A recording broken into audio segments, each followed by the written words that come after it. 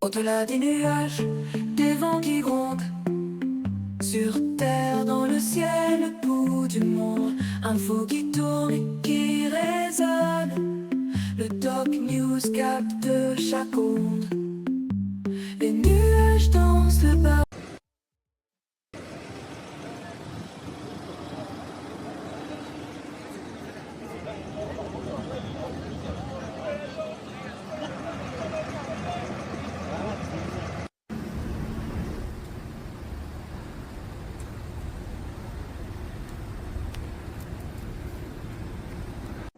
C'était l'ordre du jour de la réunion, mais ça n'est pas un enfumage. Moi, je n'ai aucune difficulté à parler du Mercosur, j'en ai parlé encore sur une antenne aujourd'hui. Ma position, vous la connaissez, elle est constante depuis des mois. Ce projet d'accord avec les pays du Mercosur est un mauvais accord, c'est un vieil accord qui n'est pas suffisamment protecteur, qui expose beaucoup de filières agricoles et qui, légitimement, suscite beaucoup d'opposition, Oui, à la mais fois s'il est chez les signé, il va agriculteurs, mais s'appliquer. au Que va Parlement faire la France et je dirais concrètement de façon générale dans la pour s'y société. opposer?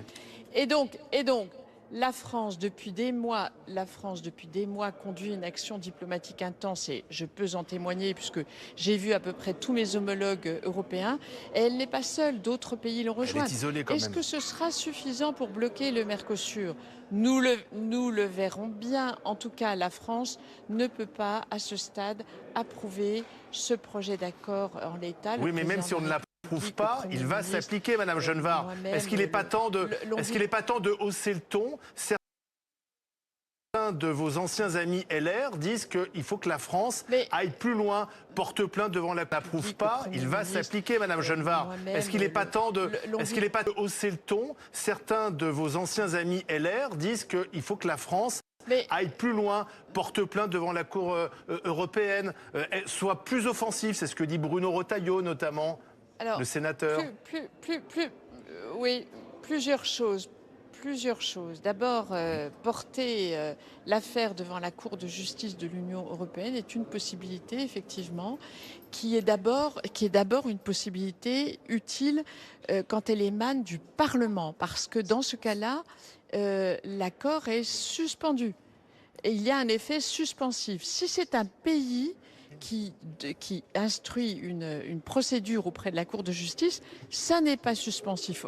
Or, l'intérêt, c'est que ça le soit. Donc, il appartiendra au Parlement européen de le dire. Ça, c'est la première chose. La deuxième chose que je voudrais vous dire, on a l'impression que demain ou après-demain, enfin, quand le Conseil des chefs d'État se prononcera, l'accord sera définitivement entériné. Ce n'est pas la fin de l'histoire, parce que la décision du Conseil sera ensuite soumise au Parlement européen. Et ce sera l'affaire des parlementaires qui devront prendre leurs responsabilités. Et je crois en la matière que l'affaire n'est pas du tout pliée. Donc ne soyons pas défaitistes. Moi, je considère que il faut continuer le combat. Tant que le combat n'est pas achevé, il n'est pas perdu. Et je peux vous dire que nous avons vraiment bataillé ferme et tous ceux qui nous donnent des leçons en la matière doivent aussi, alors les parlementaires qui disent la France doit être plus offensive, eh bien je leur dis, chers amis parlementaires, allez voir vos homologues européens parce que dans quelques jours, dans quelques semaines, l'affaire ce sera celle du Parlement. Donc le message doit être entendu. On en arrive là parce qu'on a affaire à des industriels de la politique qui ne cherchent finalement que l'entente internationale industrielle et agroalimentaire. Ça fait quand même des années que la menace du Mercosur plane sur l'agriculture française, sans que, du point de vue de notre gouvernement et des autres gouvernements, rien jamais n'ait été fait. Comment pouvait-on imaginer que l'année passée n'allait pas ramener avec l'année nouvelle les paysans en colère? Il faut vraiment dire, parce que c'est la réalité, que la signature du Mercosur qui va arriver dans quelques jours, puisque l'Italie maintenant fait défection, c'est la mort vraiment, mais la mort de notre agriculture, et qu'on va être envahi de gigots de Nouvelle-Zélande, on a le poulet de l'Ukraine, et des produits dans lesquels les normes ne sont pas celles qu'on impose à nos agriculteurs. Alors les mesures qui ont été prises sont ridicules, quoi. On voudrait empêcher des produits qui viendraient de Nouvelle-Zélande ou d'ailleurs.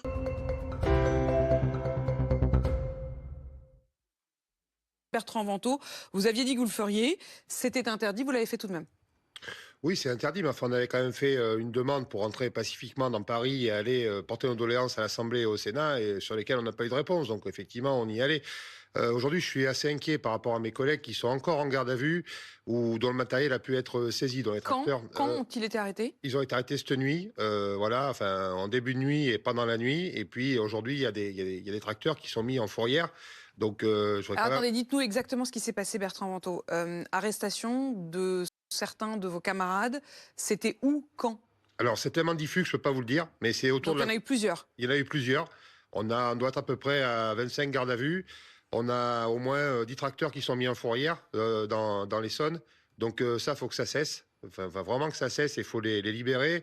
Il faut qu'on ait aussi ceux qui ont été bloqués qui puissent aller se laver, se restaurer, être au chaud. Ils sont dans le froid, ils n'ont pas de réponse de la part des autorités. On dit on ne sait pas où on en est. Donc moi, la priorité, déjà, c'est ceux-là qui puissent sortir et qui puissent être dans du confort et qu'on les mette dans du confort. Voilà, alors, les paysans, ça ne demande pas beaucoup de confort, mais au moins être au chaud, pouvoir se laver et qu'on les laisse se décantonner, qu'on les mette au repos. Ils sont où, ceux-là, au moment où on se parle? Couronne parisienne, principalement. Bloqués par les forces de l'ordre, ne pouvant pas avancer? Bloqués par les forces de l'ordre, oui. Voilà. Quand vous avez 4 tracteurs, vous avez 25 CRS. Voilà, donc ça, il faut que ça s'arrête, c'est la première chose. Et puis quand vous dites qu'il y a...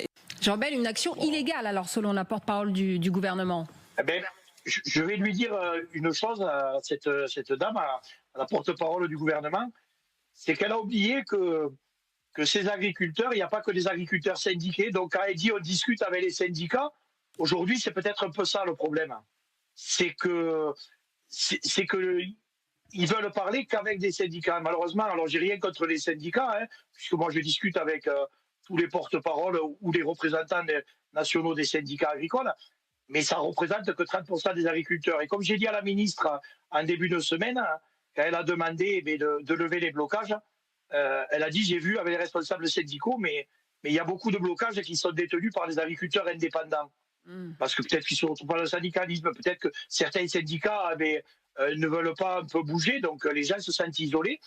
Donc il faut qu'ils parlent un peu avec tous les agriculteurs et ils comprendraient peut-être d'autres problématiques. Ouais, voilà. Oui. Après, qu'elles disent qu'on fasse des choses illégales, moi je veux bien, mais pour l'instant, il y a quand même des choses anormales, je dirais. C'est qu'on est en train de laisser mourir une profession, c'est qu'on laisse mourir des gens dans des fermes, on nous tue des animaux, même s'ils sont vaccinés, on n'aide pas les céréaliers, donc il y a beaucoup de problématiques. On nous promet des choses, rien n'avance. Donc moi je trouve que c'est illégal de laisser mourir les gens par contre.